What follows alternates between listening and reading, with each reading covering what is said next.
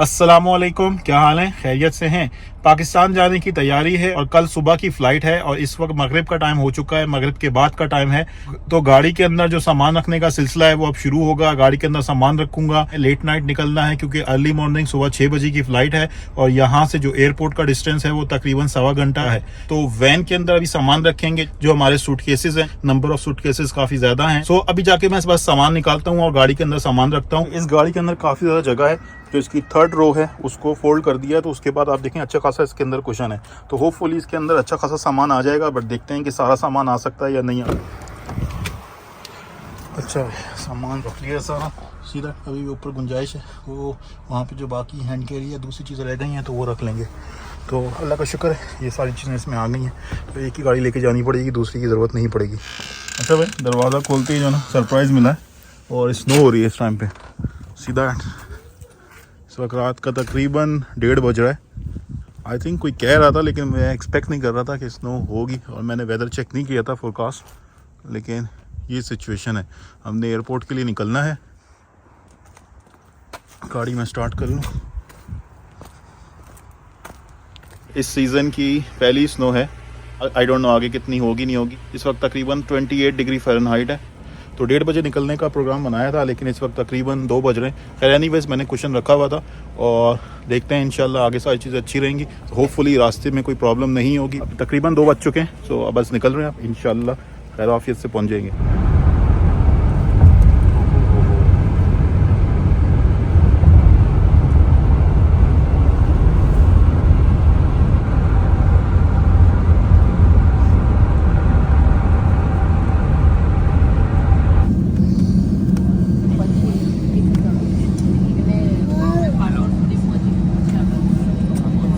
अच्छा हमारी पहली फ़्लाइट एंड हो गई है और अब यहाँ से फिर आगे की फ़्लाइट है, लेकिन उसमें काफ़ी ज़्यादा टाइम है। और फ़्लाइट और एयरलाइन कोई सी भी हो ना, कहीं किसी भी कंट्री के अंदर आप हैं तो लोग जो है जैसे ही जहाज़ रुकता है ना, लोग खड़े हो जाते हैं और उनको निकलने की जो है वो जल्दी होती है। कुछ लोगों की हो सकता है कनेक्टिंग फ़्लाइट्स हो या कुछ लोगों की और कोई मसले मसाइल हों जो जल्दी करते हैं, लेकिन ये है कि जैसे ही जहाज़ रुकता है लोग खड़े हो जाते हैं, सामान निकालना शुरू कर देते हैं, तो वो सारा सिलसिला शुरू हो जाता है। तो यहाँ पर भी अभी वही सीन है।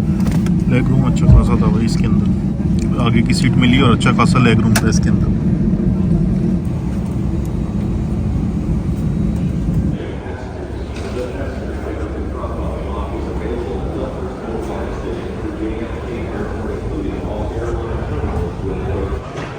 ये काउंटर लगा हुआ है बॉटल सेफ्ड का, ठीक है। जो भी अपनी बॉटल यूज़ करके यहाँ से पानी भरेगा तो एक तरह से वो उसकी काउंटिंग होगी यहाँ पे कितनी बॉटल सेव्ड हो गई हैं। अच्छा यार, न्यूयॉर्क एयरपोर्ट पहुँच गए और अभी हमारी जो अगली फ़्लाइट है जो कनेक्टिंग फ़्लाइट है टू अबू धाबी, उसमें काफ़ी ज़्यादा टाइम है और तकरीबन 4 साढ़े 4 घंटे का टाइम शायद अभी भी पड़ा हुआ है, क्योंकि मेरे ख्याल से 1:40 का टाइम है और इस वक्त तकरीबन 8:30 हो रहे हैं। और अभी हम लोग जो अराइवल और डिपार्चर का एरिया उसमें ही घूम रहे हैं और बैठने की जगह तलाश कर रहे हैं, लेकिन अनफॉर्चुनेटली कोई बैठने की जगह नहीं मिल रही। तो अभी ज़मीन के ऊपर यहाँ पे कुछ मतलब एक वो बना हुआ था, स्टेप सा बना हुआ था, तो वहाँ आके बैठ गए और यहाँ पे बैठ के थोड़ा सा जो खाना पीना है और नाश्ता भी नहीं किया, अगर लंच करना है तो वो जो साथ में जो चीज़ें लेकर आए हैं तो वो सारी चीज़ें करेंगे।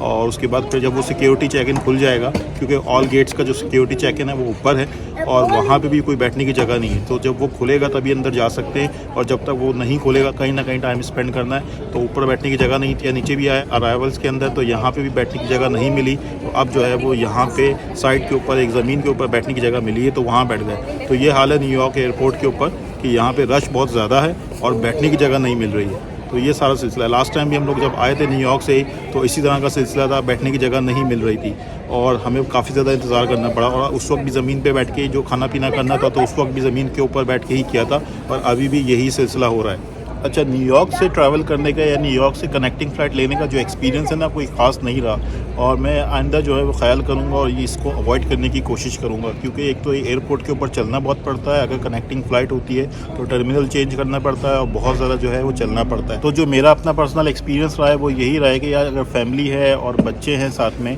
और आपको किसी एक मेन एयरपोर्ट से कनेक्टिंग फ़्लाइट लेनी है यहाँ यूएसए के अंदर, तो जो लोग इंडिया या पाकिस्तान ट्रैवल कर रहे हैं तो आई थिंक बेहतर यही है कि JFK को अवॉइड करें और इसके अलावा किसी और एयरपोर्ट से, वाशिंगटन DC हो गया या कोई और एयरपोर्ट देख लें, कोई और सूटेबल एयरपोर्ट देख लें जहाँ से कनेक्टिंग फ़्लाइट ले लें। क्योंकि JFK से जो मेरा अपना पर्सनल एक्सपीरियंस है कोई ख़ास नहीं रहा। एक तो यहाँ पे अगर कनेक्टिंग फ़्लाइट लंबी है तो उसमें फिर आपको जो है वो इंतज़ार भी काफ़ी ज़्यादा करना पड़ेगा, और ये जो बैठने के हवाले से चीज़ें हैं, एक प्रॉपर जगह नहीं है बैठने के हवाले से बाहर अराइवल और डिपार्चर के अंदर, और जब तक सिक्योरिटी चेक इन नहीं खुलेगा तो अंदर जाने के लिए भी अलाउ नहीं करेंगे। और इसके साथ साथ अगर कनेक्टिंग फ़्लाइट के अंदर जो ले ओवर है वो कम है तो JFK के ऊपर रश बहुत ज़्यादा होता है, तो उसमें फ़्लाइट मिस होने के चांसेस भी ज़्यादा होते हैं। तो बेहतर यही है कि JFK को जो है वो लास्ट ऑप्शन रखा जाए कनेक्टिंग फ़्लाइट के लिए। अगर बाकी ऑप्शन में फ़्लाइट्स महंगी मिल रही हैं या फिर वो फ़्लाइट्स नहीं मिल रही हैं या कोई और मसला है तो फिर JFK को यूज़ किया जा सकता है। अदरवाइज़ अगर मेरे पास ऑप्शन हो तो मैं किसी और एयरपोर्ट को ले ओवर के तौर पे प्रेफर करूं और वहां से अपनी कनेक्टिंग फ़्लाइट लूं, तो ये ज़्यादा बेहतर होगा एज़ कम्पेयर टू JFK। जो मेरा अपना एक पर्सनल एक्सपीरियंस है या जो मेरा अपना एक पर्सनल ओपिनियन है आई वुड से। आज हम लोग तकरीबन 2 बजे सुबह घर से निकले थे और उसके बाद हमारी 6 बजे राले एयरपोर्ट से, जो हमारे घर के तकरीबन 1.25 से 1.5 घंटे का जिसका रास्ता है, वहाँ 6 बजे फ़्लाइट थी और ये फ़्लाइट तकरीबन 7:20 पे यहाँ JFK पहुँची है। और उसके बाद अभी तकरीबन 9:15 हो रहे हैं, तकरीबन 2 घंटे हो चुके हैं हम लोग JFK एयरपोर्ट के ऊपर हैं, क्योंकि हमने टर्मिनल चेंज करना था। टर्मिनल चेंज करके काफ़ी ज़्यादा सफ़र जो है वो तय किया और उसके बाद अब जाके यहाँ पे थोड़ी देर बैठे हैं। बैठने की जगह यहाँ नहीं है, लेकिन ज़मीन पे आके बैठ के जो भी जगह मिली है वहाँ बैठ के कुछ खाना पीना किया है और अभी बैठ के वहाँ पे थोड़ा सा रिलैक्स कर रहे हैं। और इसके बाद हमारी जो फ़्लाइट है वो तकरीबन 1:30 बजे है, तो तकरीबन जो है वो 5-5.5 घंटे का ले ओवर है यहाँ JFK के अंदर। उसके बाद JFK से जो फ़्लाइट जाएगी अबू धाबी, वो मेन फ़्लाइट होगी और उसके बाद फिर अबू धाबी में स्टे होगा और वहाँ से फिर कनेक्टिंग फ़्लाइट है कराची की। और कराची में जब शाम को तकरीबन 6 बज रहे होंगे तो वहाँ हमारी फ़्लाइट लैंड होगी और यहाँ पे उस वक्त सुबह के 8 बजेंगे अगले दिन के। तो हम लोग 2 बजे आज के दिन यहाँ से निकले हैं और कल हम 8 बजे कराची पहुँचेंगे यहाँ के टाइम के हिसाब से। तो तकरीबन ये 30 घंटे का पूरा सफ़र हो गया। हमें दोबारा सिक्योरिटी चेक करवाना पड़ेगा। सामान तो हमारा ऑलरेडी चेक इन हो गया, जो हमें फ़ाइनल डेस्टिनेशन पे मिलेगा कि हम जो है वो टर्मिनल से बाहर निकल के दूसरे टर्मिनल में आए हैं और इस टर्मिनल से दोबारा सिक्योरिटी चेक इन होगा और गेट्स पे जब एंटर होते हैं तो सिक्योरिटी चेक होता है, तो दोबारा से सिक्योरिटी चेक होगा और उसके बाद फिर गेट्स की तरफ जाएंगे। तो ये सीन भी होता है न्यूयॉर्क के अंदर। कुछ एयरपोर्ट्स ऐसे होते हैं जहाँ पे दोबारा से सिक्योरिटी चेक नहीं करवाना पड़ता, अंदर से ही जो है वो ट्रांजिट वाले लोगों का रास्ता होता है, तो वो अंदर से ही जो है वो अपने गेट पे या दूसरे टर्मिनल पे चले जाते हैं और दोबारा से ये सारा सिलसिला नहीं होता। लेकिन बहुत सारे एयरपोर्ट ऐसे होते हैं या हो सकते हैं जहाँ पे बाहर निकल के दूसरे टर्मिनल जाके वहाँ पे दोबारा सिक्योरिटी चेक करवा के दोबारा से ये सारा सिलसिला होता है और उसके बाद फिर जाके वो बंदा गेट पे पहुँचता है जहाँ से उसकी कनेक्टिंग फ़्लाइट होती है। तो JFK के अंदर, न्यूयॉर्क के अंदर ये सारा सीन है कि जब आपकी डोमेस्टिक फ़्लाइट आती है यहाँ पे तो वो डिफरेंट टर्मिनल पे आती है और उस टर्मिनल से फिर आप बाहर निकलते हो अपनी कनेक्टिंग फ़्लाइट के लिए, जो आपके दूसरे टर्मिनल से होती है, जो इंटरनेशनल फ़्लाइट है, और उसके लिए फिर आपको दोबारा से सिक्योरिटी चेक करवाना पड़ता है और उसके बाद फिर आप जाके अपने गेट पे पहुंचते हो और वहां से फिर फ़्लाइट होती है। तो ये एयरपोर्ट से बाहर का एरिया है, यहाँ पे आप रश चेक करें, गाड़ियों की तादाद चेक करें कि कितनी बड़ी तादाद में गाड़ियों की लाइनें लगी हुई हैं। ऑब्वियसली जो लोग पिकअप करने के लिए आएंगे, कुछ टैक्सीज़ हैं सामने, वो लोग हैं, और जो लोग यहाँ पे पिकअप करने के लिए आ रहे हैं क्योंकि ये अराइवल है, तो यहाँ पे जो पिकअप करने के लिए आ रहे हैं वो लोग भी होंगे और इसके अलावा टैक्सीज़ भी खड़ी हुई हैं, शटल बसेस भी आ रही हैं। तो ये सारा सीन है भाई बाहर। तो यहाँ से आप अंदाज़ा लगा सकते हैं कि कितना रश है और कितना बिजी एयरपोर्ट है ये।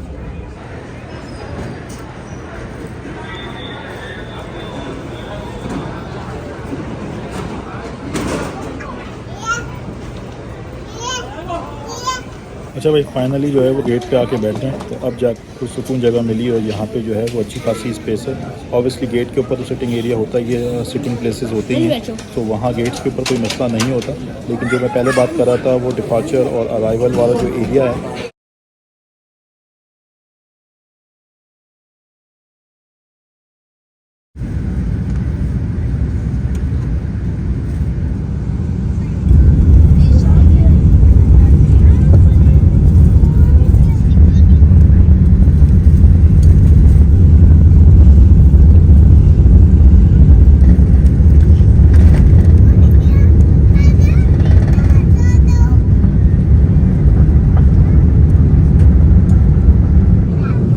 ये इतिहाद एयरवेज़ की इकॉनमी क्लास की सीट है और आप देख सकते हैं कि लेग रूम कोई बहुत ज़्यादा ख़ास नहीं है, यानी अगर कोई लंबा चौड़ा आदमी है तो उसके लिए कुछ कंजेस्टेड हो सकता है।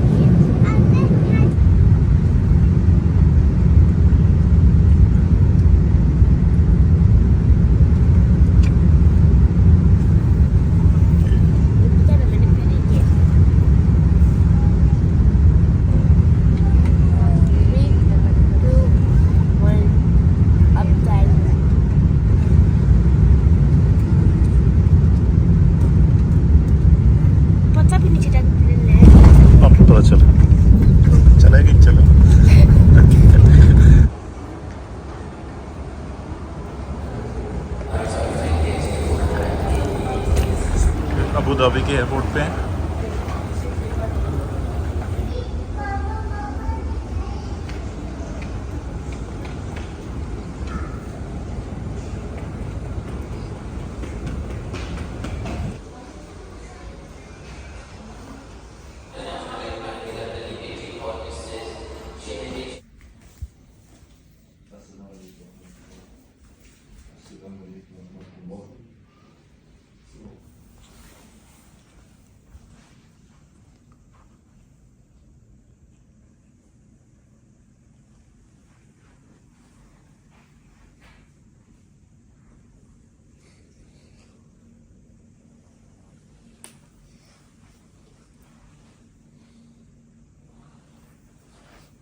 अच्छा भाई, तो अभी इस वक्त तकरीबन 12:54 हो रहे हैं अबू धाबी के टाइम के हिसाब से, और हम लोग यहाँ अबू धाबी आई थिंक 10:40 के आसपास पहुँच गए थे। तो हमारी फ़्लाइट जो है वो 10:40 पे लैंड हो गई थी। उसके बाद तकरीबन 4 घंटे का यहाँ पे भी ले ओवर है, और 2:40 पे यहाँ अबू धाबी के टाइम के हिसाब से कराची की फिर आखिरी कनेक्टिंग फ़्लाइट है। और इस वक्त तकरीबन 25 घंटे से ज़्यादा का सफ़र हो चुका है जब हम लोग कल घर से निकले थे, और कराची में घर पहुंचते पहुंचते 30 घंटे से ज़्यादा का टोटल सफ़र हो जाएगा। सो यू कैन इमेजिन कि कितना लंबा जो है ये सफ़र होता है हमारा, और ख़ासकर जब ये कनेक्टिंग फ़्लाइट्स होती हैं, बीच में जो ले ओवर होते हैं, तो ये बहुत ज़्यादा थका देते हैं। जब घर पहुंच जाएंगे इंशाल्लाह फाइनली, तो उसके बाद फिर जो है वो प्रॉपर दोबारा से एक रूटीन बनेगी। हम कराची या पाकिस्तान आते हैं तो उसके बाद फिर दिन रात के हिसाब से भी चीज़ें चेंज होती हैं, तो उसके हिसाब से भी रूटीन बनानी पड़ती है।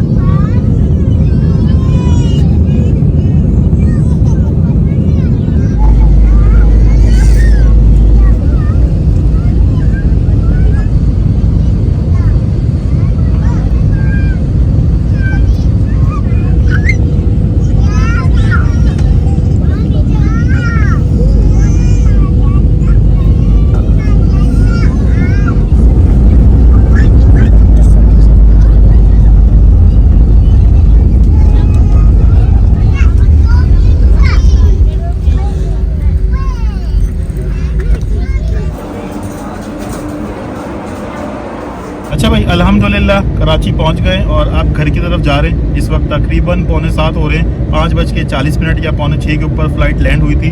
उसके बाद इमिग्रेशन के अंदर कुछ थोड़ा बहुत टाइम लगा, और जो काउंटर्स लगे हुए थे उसमें भी समझ में नहीं आती यार कि कौन से काउंटर के ऊपर कौन से लोग खड़े हो जाते हैं आके। फ़ॉरेन पासपोर्ट के ऊपर भी शायद पाकिस्तानी पासपोर्ट वाले लोग खड़े हो गए लाइनों में आके। उसके बाद फिर वो पोर्टर का चक्कर शुरू हुआ, एक जो है वो बंदा पीछे लग गया। खैर उसके ऊपर फिर कभी मौका मिला तो फिर बात करूँगा बाकी सारी चीज़ों के हवाले से कि कराची उतरते ही जो लोग आ जाते हैं और फिर एक तरह से वो मूड ख़राब कर देते हैं। तो वो जो सारा सिलसिला है वो तो हो गया अनफॉर्चुनेटली, बट एनीवेज अल्हम्दुलिल्लाह खैर वाफियत से कराची पहुंच गए, और आप घर की तरफ जा रहे हैं तो इंशाल्लाह 30-40 मिनट के अंदर घर भी पहुंच जाएंगे। तो ठीक है, so that's it, thank you very much, goodbye, अल्लाह हाफिज़।